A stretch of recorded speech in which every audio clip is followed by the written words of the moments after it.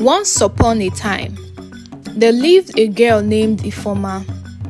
She was a poor lady who lost both her parents at a tender age, and ever since this great loss, she moved from one home to another, working as a house help to make ends meet. She had had encounters with several families, both the good and the bad ones, and she always prayed and hoped that one day she would be more stable in life so that she wouldn't have to keep going from one family to another. At this point in time, Ifeoma was in the house of her auntie Amaka, working as a house help as usual. She wished she never agreed to stay with Auntie Amaka and her daughter Chinelo because they were so wicked and made life unbearable for her. Ifeoma worked really hard to keep the home clean, but all her efforts were in vain because Auntie Amaka was never satisfied. She would always call Ifeoma names and said derogatory things to her, but Ifeoma never relented. She still kept working and hoped that one day her auntie would have a change of heart and take her as her own daughter. Instead, Auntie Amaka got worse as the days went by. Chinelo was the cousin of Ifeoma and they were age mates, but she would always treat Ifeoma like a riffraff. She never assisted in doing any chore in the home, but was always quick to send Ifeoma on errands just to boost her ego. She would yell at Ifeoma for even the slightest mistake, and her mother was always behind to support her daughter. Sometimes, Ifeoma doubted that Auntie Amaka was truly her auntie. This wicked woman cannot be my late mother's sister, Ifeoma thought to herself. Chinelo always went to hang out with her friend Adaku, while Ifeoma made sure the house was in order. One evening, Ifeoma went out to fetch some water at the village stream, and on getting there, she sighted an old woman standing just beside a tree. She asked the woman if everything was fine, and the woman replied saying that she was thirsty and needed some water. Without hesitating, Ifeoma fetched some water from the stream and gave the old woman to drink. The old woman thanked her and she went back home with her calabash. She felt something off about the woman but couldn't place it. A few days later, Ifeoma decided to rest her head a little from a long day, and in no time she slept off. In her sleep, she dreamt that the old woman who she gave water to at the stream transformed into a monster. She suddenly woke up feeling very scared. Before she knew what was happening, Auntie Amaka shouted at her to stand up and fetch some firewood that would be used for cooking.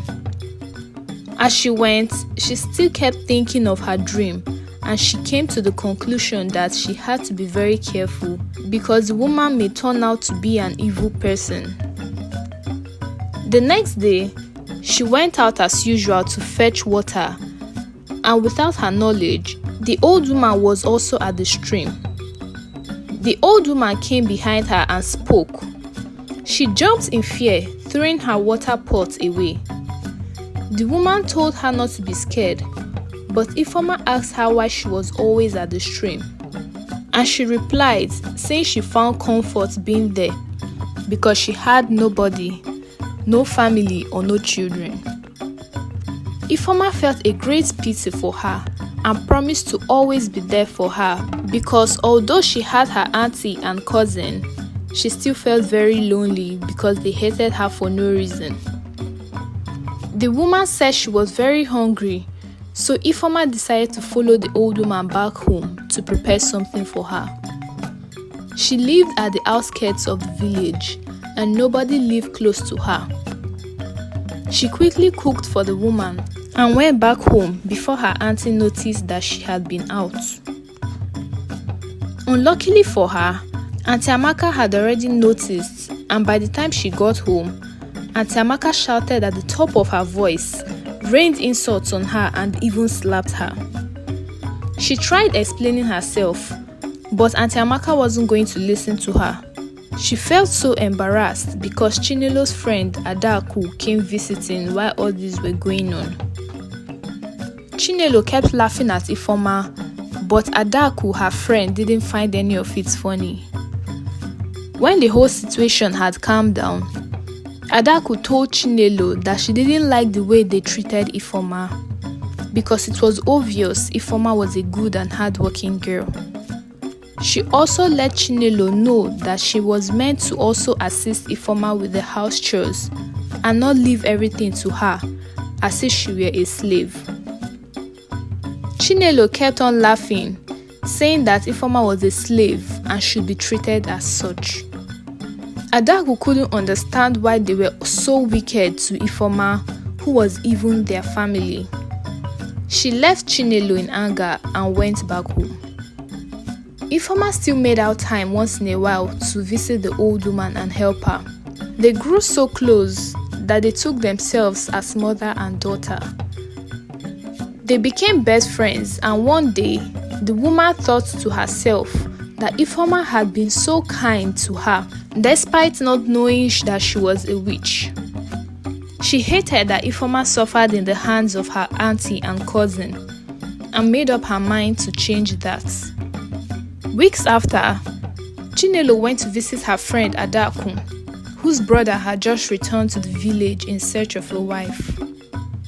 Chinelo had already started making plans with her mother on how to get Buchi, the brother of Adaku, to get married to her. As usual, Ifeoma went to visit the old woman, and when she was about leaving, the woman called her back and gave her a beautiful blue necklace.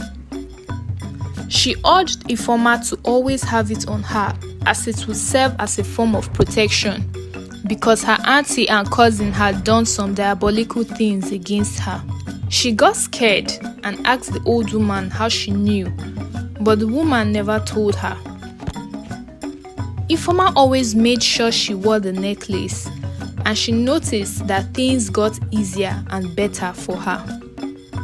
She was no longer under the evil influence of her auntie. As she was walking along the street one day, she came across Adaku, who told her that she wanted to see her that evening to discuss something very important with her. She advised Ifeoma to meet her at the field that night because she didn't want Chinelo or Auntie Amaka to know about their meeting. Ifeoma was worried, but she still met with Adaku that night. Adaku told her that she wanted Ifeoma to get married to her brother. Ifeoma was surprised and told her that Chinelo was already going around telling everyone that she was going to be the wife of Buchi.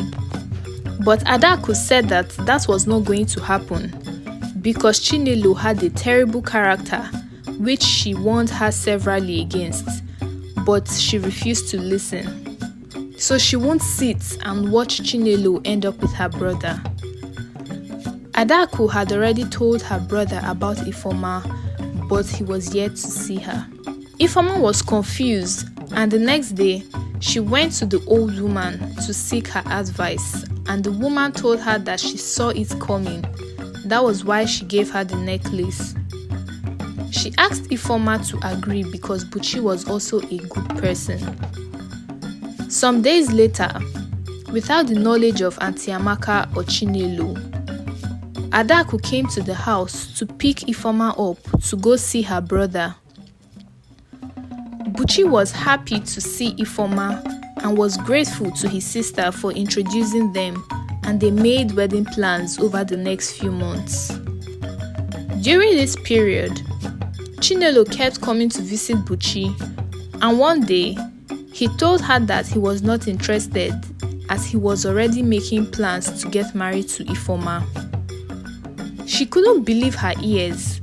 She confronted Adaku about it, and Adaku told her that it was because she had a terrible character, but she didn't do anything to become a better person, and she can't let her brother make such mistake just because they were friends. Chinelo told her that she was willing to change and become a better person, but Adaku told her that it doesn't work that way. Chinelo couldn't take it. She ran home to tell her mother all that was happening, but it was already too late.